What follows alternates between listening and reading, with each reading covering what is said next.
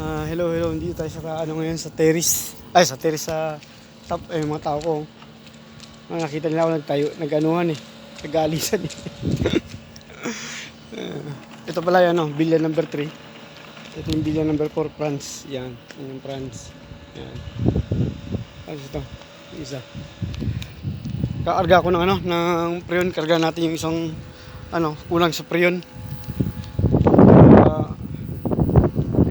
Tapos yung isang compressor is yan pala ayan, i-split ko lang sa inyo yung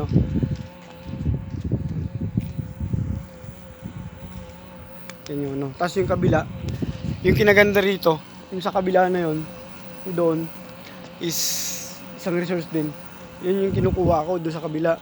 Pag natapos, sabi ko hindi na po ako lilipat. Sabi sa akin kung saan ako katrabaho, sabi ko dito ako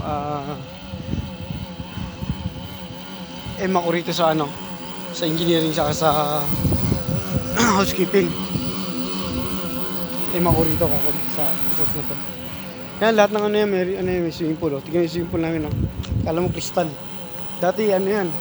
Halos ibang kulay. Dumating ako.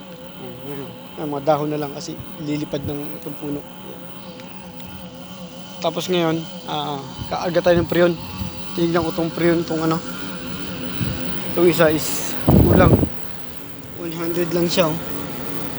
Tapos ang high side natin is 290 lang. Kulang siya ng preyon.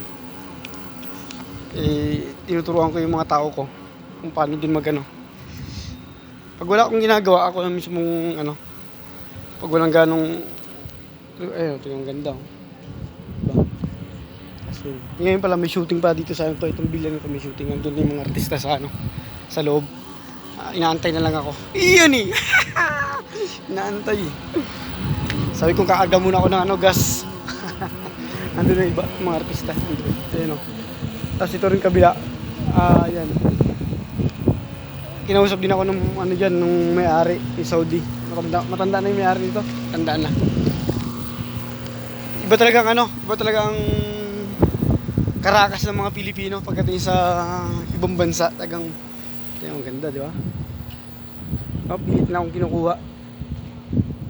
Sawa ng Diyos, sabi ko naman okay naman ako dito. Isa. Papakyumin niya na yung isa dun.